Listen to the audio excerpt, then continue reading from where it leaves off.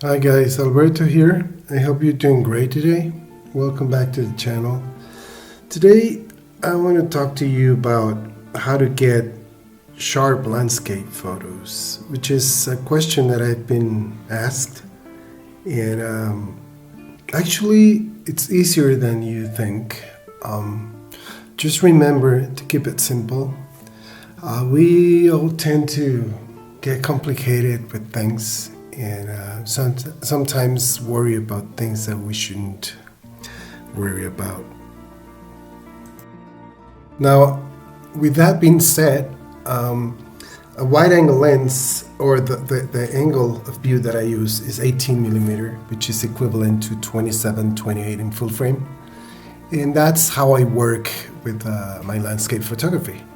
I don't use wider because I don't like it mainly, and second because I get funky looking images, distortion, and I don't really like that. So I stick to that, and I've been doing that for a long time now. Maybe a 23, which is equivalent to a 35 millimeter in full frame. I'll be like what I do. I do use longer focal lengths, like, I don't know, 85 or 135, which is equivalent to a 200 in full frame. But that's just to isolate certain subjects in my landscape photography. So having that wide angle lens is gonna get us large depth of field. Whereas if we use, say, a 50 millimeter, that depth of field is gonna be reduced. Therefore, we need to use very closed f numbers, saying 16, 22, or so on. Then the problem is that we get softer edges with those kind of lenses. So you need to know your lens sweet spot, which in my experience for all these years, I've noticed that most lenses, regardless of the brand, have a sweet spot that's an area where they perform the best, between an f number of 5.6 till 16. So in my work, I basically use 8, 11, and sometimes 16, because as you get closer to the limit of your lens, the edges tend to be soft. Then no matter how hard you try, you won't get the edges sharp because it's impossible due to the diffraction of your lens. That's what you have to bear in mind.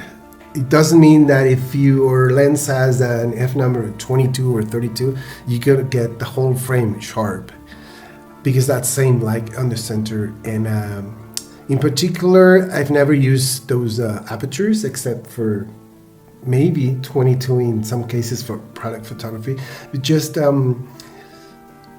focusing or aiming at the center of the frame. Now, there's a misconception about the ISO numbers. You need to use ISO 100 in all of your shots. That's just like a myth, you know.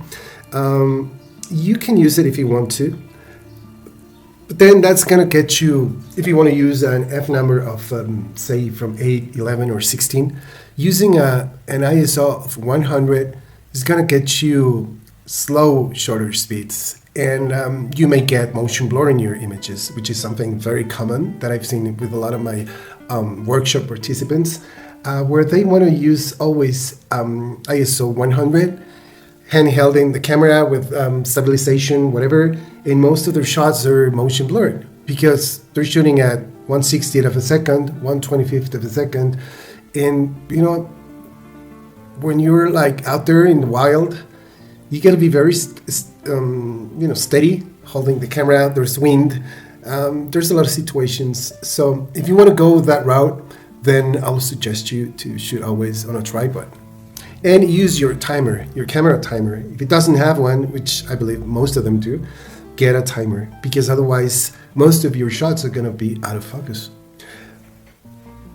So the way that I do it is I mostly use APS-C sensors today, my Fujifilm system, and my 18 millimeter lens.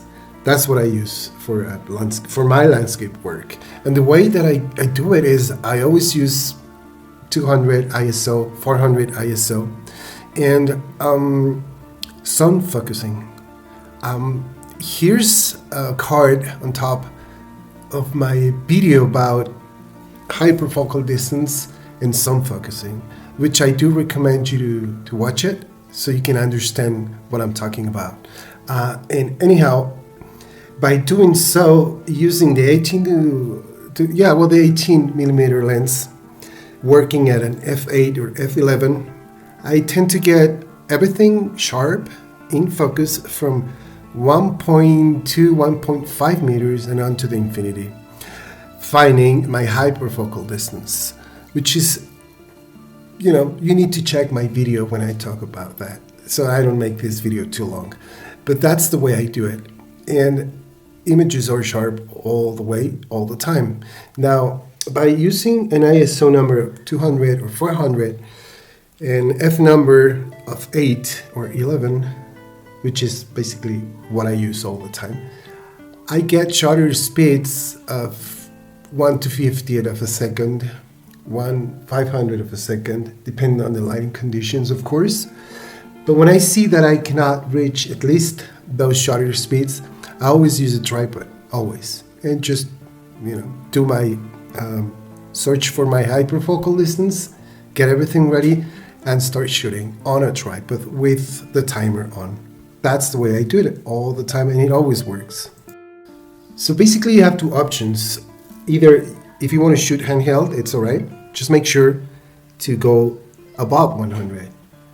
If you have a lot of light and there's a really good lighting condition and you're using ISO 100 and you can shoot above 1/25th of a second, then go for it. But most likely at f11, f16, you won't get that unless, as I said, there's a lot of light. And that's the main aim. The second one is just use a tripod. There's small tripods that you can carry around and set your tripod, and that's going to get you better results all the time. Hands down, that's the best way to do it. And that's what I do all the time. I go around carrying my small tripod and set it in a place so it can be steady, because I love to do long exposures with filters and neutral density filters or whatever. But that's the main aim. That's the way you want to do it. That's what's going to get you sharp images all the time. Don't fall into the trap of shooting at ISO 100 all the time, trying to close your lens at 22 or 32, which is not going to help you in any way. That's my approach, and that's the way I've been working for 2 or 3 decades now, and it always works. And that's actually the way the old masters used to do it. Now, it's, as I said, easier than you think. Just try this and you see it'll work. You'll see you'll get great results and improve your photography. Now, I've prepared these samples for you where I've written over them with grids to share with you how is it that I find my hyperfocal distance and how to get all the images sharp in focus. Some of them are handheld, some of them are shot with a tripod, on a tripod. But regardless of that, that's not the point. The point is that you have to evaluate your situation, if there's enough light for handheld shooting.